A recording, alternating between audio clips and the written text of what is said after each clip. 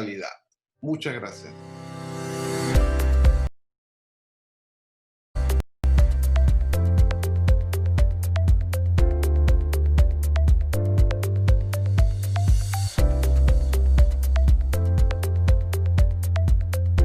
Buenos días, gracias por la invitación al comité organizador de este encuentro mundial de sepsis, por permitirme compartir con ustedes estos momentos. Tenemos 15 minutos para hablar de inmunonutrición en sepsis. Esta primera diapositiva, ustedes van a ver que es las características clínicas de los pacientes que murieron por coronavirus en Wuhan, ahora en diciembre, cuando comenzó la pandemia. Y es una diapositiva que se repite en casi todos los países donde ha habido esta pandemia, donde está habiendo aún la situación. Que los pacientes de mayor edad se mueren más, que los pacientes que tienen comorbilidades junto con edad se mueren más. Sin embargo, en ninguno de los trabajos reportados, ni en este, se ha recabado en el hecho de que las personas de la tercera edad, las personas adultos mayores y las personas con comorbilidades, por lo general, les acompaña un estado de malnutrición. Y no darle atención a la malnutrición, se sabe que la mortalidad de los pacientes críticos es mayor. El término fármaco-nutriente se aplica a aquellos compuestos que poseen un efecto añadido al meramente nutricional y que se utilizan como terapia coadyuvante en pacientes con patologías graves, en este caso en pacientes con shock séptico y sepsis. ¿Y cuál es la idea de utilizarlo? Ver que pudiesen tener un efecto positivo sobre mortalidad, tiempo de estancia hospitalaria en UCI y días de ventilación mecánica. Cuando un ser humano sufre una agresión, digamos como ustedes ven en la pantalla, quemaduras, pancreatitis, traumas, infecciones severas, shock séptico, esta agresión desencadena un estado de hipermetabolismo, hipercatabolismo, y esto lleva a inmunodepresión, a la presencia de falla multiorgánica y a la muerte final. Se entiende que la farmaconutrición podría impactar y cortar esta línea o hacer que la respuesta inflamatoria sea menor y que las probabilidades de sobrevida sean mayores. En esta diapositiva se representa cuando hay un insulto, digamos que hay un shock séptico, ¿sí? El cuerpo reacciona con una respuesta inflamatoria. Si esta respuesta inflamatoria es controlada y se logra detener la noxa, la injuria, la infección, las cosas van bien. Se produce también una respuesta contrarreguladora, contrainflamatoria, que tiende a mejorar la respuesta inflamatoria, modular la respuesta inflamatoria. Cuando esta respuesta inflamatoria se hace muy severa o la contrarregulación, la contrarrespuesta inflamatoria es muy exagerada, las condiciones va a hacer que el paciente presente falla multiorgánica y mayor mortalidad. Y se entiende que los efectos de la terapia médica nutricional en fases precoz podría ayudar a disminuir esa respuesta inflamatoria que muchas veces es demasiado, es disregulada, una respuesta exagerada. Y que tendría efectos inmunes, disminuyendo también la contrarrespuesta. Y finalmente, en injurias repetidas como infecciones, se podría ver cómo disminuyen también esta respuesta inflamatoria y tener una menor mortalidad. La inmunonutrición tiene que ver con micronutrientes, aminoácidos, vitaminas, que podrían, su uso se pretende que disminuya la mortalidad de los pacientes, que tienen un efecto positivo al reducir el estrés oxidativo, sobre todo los micronutrientes. La glutamina es uno de los aminoácidos que en condiciones de gravedad se convierte en esencial. ¿Sí? Es el aminoácido más abundante del cuerpo y concentra mucho en el músculo. Y se entiende que la glutamina podría mejorar la condición energética fundamental que necesita el tejido inmune intestinal. Más mejora el equilibrio ácido básico renal entre las funciones que se piensa que tiene esta glutamina, disminuir el estrés oxidativo. Este estudio muy clásico, el famoso estudio Redox, que su nombre llevaba implícito lo que se esperaba o se quería que suceda con el uso de glutamina, la reducción de la muerte asociada al estrés oxidativo, de ahí el nombre. Sin embargo, los resultados fueron negativos. Se entiende cuando uno analiza el estudio que tiene algunas razones para ser negativos. Por un lado, se utilizó demasiada dosis, cuando el productor le dice no pase de 0,5 y se usaron dosis de 0,8 y hasta 1,1 gramos kilo día. Se dice que no se debe usar en insuficiencia renal y más del 30% de los pacientes incluidos en el estudio tenían insuficiencia renal. Y la mortalidad o la gravedad de estos pacientes era muy importante, más de 25 de Apache, lo cual pues en otros estudios jamás pondrían pacientes tan graves.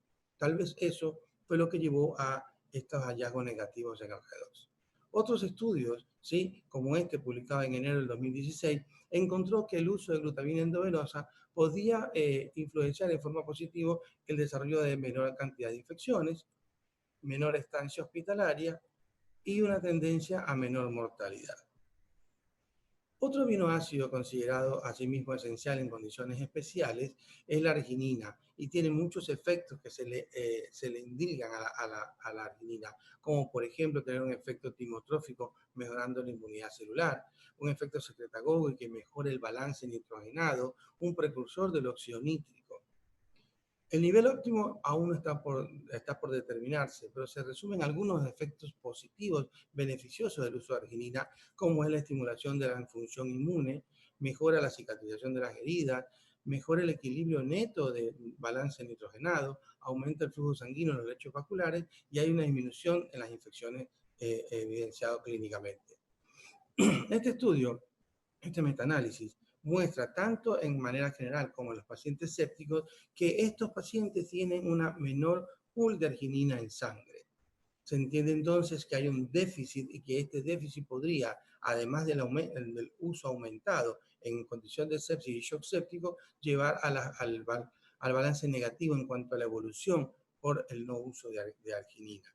En este estudio del Luikin, vean ustedes cómo el pool de arginina es menor en pacientes con sepsis que en pacientes sanos, o es menor también la producción de óxido nítrico. Sabemos que la arginina es precursor del óxido nítrico y nos llama la atención que este también esté disminuido, al igual que la cantidad de citrulina, que también forma parte del metabolismo de la arginina. Y este estudio intentó demostrar eso. ¿Qué pasaba en los pacientes con shock séptico a los cuales se le infunda arginina? ¿Qué pasaba con la estabilidad hemodinámica? Habida cuenta que se dice que si la arginina mejora o aumenta la producción de dióxido nítrico, esto podría ser deleterio. ¿Cuáles fueron los hallazgos de este estudio? Ustedes van a ver esta tabla. Vean ustedes esto. La resistencia vascular sistémica, lejos de empeorar, mejoraron levemente. Y vean ustedes la presión arterial, no se vio comprometida ni basal ni cuando se comenzó el goteo de la infusión de arginina. De ahí que parecería ser entonces importante e interesante que la arginina es segura y que los pacientes podrían tener efectos beneficiosos. Estos otros estudios, estos metaanálisis, algunos de ahí, vean ustedes cómo en forma sistemática demuestran menor infecciones, menor día de ventilación mecánica y menor estancia hospitalaria con el uso de arginina endovenosa. Otro grupo de estos inmunomoduladores, estos inmunonutrientes, son los ácidos grasos utilizados en las infusiones lipídicas. Se sabe que el perfil de los ácidos grasos provenientes de omega 6 tienen un perfil más proinflamatorio en la génesis de ácido araquidónico, prostaglandinas, leucotrienos, sustancias proinflamatorias. Y más bien que el perfil que tiene los ácidos grasos omega 3 es un perfil menos proinflamatorio y que podrían mejorar entonces la respuesta del paciente a una agresión. Este es un estudio interesante donde a voluntarios sanos se les dio durante 12 semanas aceite de pescado en cápsulas y se vio en los neutrófilos de estos pacientes una menor generación, menor cantidad de generadores de inflamación como el ácido araquidónico proveniente del omega 6 y una mejor y mayor cantidad, concentración de DHA y EPA proveniente de omega 3. Y vean ustedes cómo a lo largo de la historia que hemos estado utilizando en la nutrición de los ácidos grasos, en la nutrición de los pacientes críticos, vean cómo cada vez nos alejamos más del uso de los lípidos provenientes de omega 6, de los triglicéridos de cadena mediana, y más bien propendemos al uso de los omega 3, omega 9 provenientes de oliva y de pescado. La idea es que la relación omega 6, omega 3 sea de 3, 4 a 1 y no como la dieta occidental habitual que tenemos de 20 a 1, es decir, una dieta muy proinflamatoria. Este trabajo es muy interesante porque vean ustedes esta curva de Kaplan de supervivencia. Más sobrevivían los pacientes que recibían lípidos de aceite de pescado que los que recibían de soya. Y más importante aún, era preferible darle en este estudio nutrición libre de ácidos grasos esenciales que darle triglicéridos de cadena media o darle los provenientes de omega 6. Y entonces parecería ser que la acción conjunta de los inmunonutrientes tuvo más impacto, mejor resultado que darlos en forma independiente cada uno, en diferentes puntos de la respuesta inflamatoria y teniendo como resultado final menor falla multiorgánica, menor sepsis y menor mortalidad. Por otro lado están los micronutrientes. Los micronutrientes son un grupo de vitaminas y de minerales que su uso ha demostrado o hay trabajos que evidencian un mejor impacto en la supervivencia de estos pacientes. La vitamina C mejora la síntesis de colágeno, la síntesis de la membrana basal, la síntesis de carnitina, de neurotransmisores. ¿Sí? Se sabe que en la respuesta inflamatoria en los pacientes en shock sépticos hay una agresiva respuesta inflamatoria, hay vasodilatación, hay shock, y parecería ser que la vitamina C podría ayudar a limitar o a disminuir esta respuesta inflamatoria. La emergencia hay este trabajo muy interesante en febrero de este año, donde el uso de vitamina C en la disminución de mortalidad en los pacientes en sepsis. Y vean ustedes que los pacientes que recibieron vitamina C como parte del tratamiento tenían una mejor probabilidad de sobrevida que aquellos que recibían placebo. El complejo B es otro de las vitaminas que que se le ha indicado acción inmunomoduladora, sobre todo la tiamina, que desempeña un papel importante en muchos procesos enzimáticos y tiene efectos antiinflamatorios que podrían suprimir la activación del factor nuclear.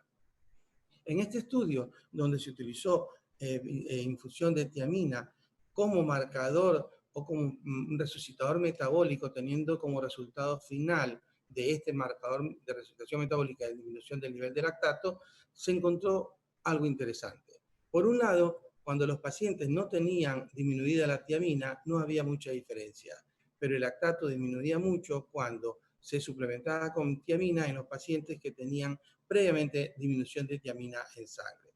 Y la curva de supervivencia fue mucho mejor en los pacientes que recibían tiamina. El selenio es otro de los micronutrientes que está involucrado en el problema de la respuesta inflamatoria y la probabilidad en mejoría de la sobrevida cuando se lo utiliza, porque se considera que tiene una acción antioxidante e inmunomoduladora. En este estudio, donde se ve que los pacientes más graves con apaches altos y aquellos que tenían shock sépticos tenían un nivel de selenio en sangre disminuido y que el uso de la suplementación de podría mejorar la sobrevida. Y este último trabajo, también publicado en febrero de este año, donde al igual que con los inmunonutrientes, el uso mancomunado de micronutrientes podrían impactar en forma positiva en la evolución de los pacientes. Por ejemplo, manteniendo la estructura y funcionalidad de la mucosa de las barreras naturales, mejorando la proliferación y funcionamiento y movimiento de las células inmunes, teniendo un efecto antibacteriano, un efecto antioxidante y producción, desarrollo de anticuerpos en la inflamación. Entonces ustedes vean cómo tanto las vitaminas como los micronutrientes podrían tener en diferentes puntos de acción una mejoría para mantener la integridad de la membrana, de las barreras de membrana. Lo mismo en la diferenciación y la producción de las células inmunes. Vean ustedes cómo las vitaminas y los minerales a niveles diferentes de acción, el resultado final es que mejora la producción de anticuerpos, el efecto antimicrobiano, igual el rol de efecto antiinflamatorio.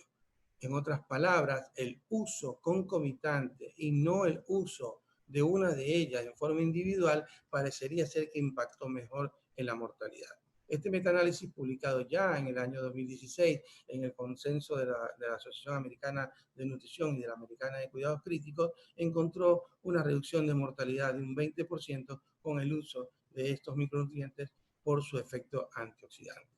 Finalmente, la posición de la Sociedad Internacional de Inmunonutrición es que con el deterioro de la inmunidad adquirida en las poblaciones de todo el mundo, el COVID, justamente ahora el tema de la pandemia, ha tenido impacto. No se sabe su real mortalidad, tampoco se sabe si no, va a haber una vacuna efectiva y hay sus registros. Por lo tanto, la evaluación del estado nutricional y el uso de terapia médica nutricional precoz podría tener un impacto positivo. Y se sabe que la inmunonutrición podría ser favorable en la evolución y en dosis que se dan probablemente no sean tan deleterias. Esta es una imagen de uno de los hospitales donde trabajo yo. Este es mi grupo de trabajo. Muchas gracias.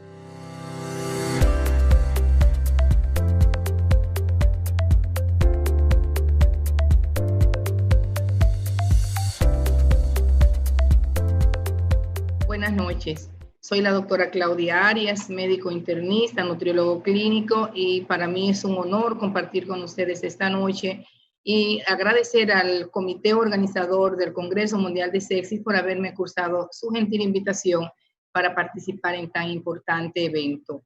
Hoy hablaremos sobre la adecuación de la nutrición en el paciente crítico con un ligero enfoque a los pacientes con COVID-19, que es lo que realmente estamos viviendo en estos momentos. La nutrición en el paciente crítico se va a caracterizar por una situación de hipercatabolismo y cambios metabólicos que son parte de la respuesta adaptativa para sobrevivir al proceso agudo que está cursando. El soporte nutricional, por lo tanto, es primordial para prevenir la desnutrición que se asocia a la enfermedad y a la pérdida de la masa muscular. El manejo metabólico nutricional constituye, por lo tanto, junto al resto de medidas de tratamiento y soporte, uno de los principales pilares del tratamiento del paciente crítico séptico. La nutrición en estos pacientes debe iniciarse precozmente, luego de la resucitación inicial, y esto con el objetivo de evitar las consecuencias de la desnutrición, proveyéndole el adecuado aporte de nutrientes y previniendo el desarrollo de complicaciones secundarias como son la sobreinfección y el fallo multiorgánico. Al igual que el resto de los pacientes críticos, cuando la ruta enteral se hace insuficiente para asegurar las necesidades calórico-proteicas, la Asociación de Nutrición Parenteral ha demostrado ser una vía segura y efectiva. Sabemos todos que la estancia en unidades de cuidados intensivos, la multimorbilidad y la edad avanzada se asocian comúnmente con un alto riesgo de malnutrición, que representa per se un factor de riesgo de importancia capital para una mayor morbilidad y mortalidad en lo que es la enfermedad crónica y aguda.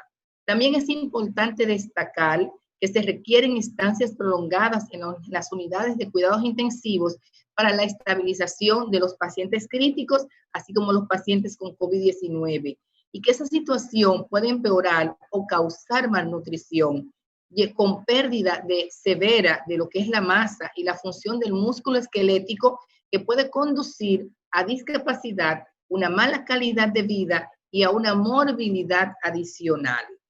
La malnutrición va a estar condicionada por un aporte menor al que requiere el paciente, por un desorden en la composición corporal que va a llevar a problemas comunes en ese paciente crítico, produciéndole un hipermetabolismo con la consecuente pérdida de proteínas, y se ha demostrado que no hay ningún test sensitivo y específico para esto. Ahora bien, ¿cuáles son los objetivos generales? Pues un aporte adaptado al estado médico y nutricional de ese paciente, que haya una ruta adecuada para la administración de los nutrientes, que se prevengan o se traten las deficiencias tanto de macro como de micronutrientes, administrar nutrientes que sean compatibles con el metabolismo que existe en ese momento, que evitemos las complicaciones. Esto va a dar mejores resultados y por ende va a disminuir la comorbilidad. En las unidades de cuidados intensivos tenemos como objetivos corregir las deficiencias pero específicas de los nutrientes que se originan por la enfermedad grave, satisfacer las necesidades calóricas para que se mantenga la masa magra corporal de ese paciente, aportándoles nutrientes que se adapten a sus requerimientos según sea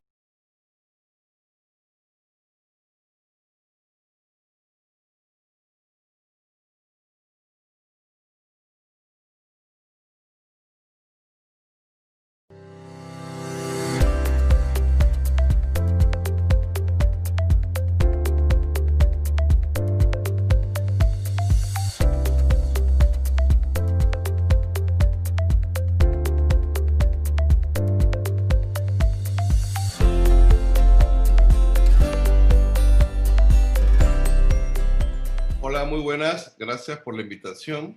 Vamos a compartir unos breves comentarios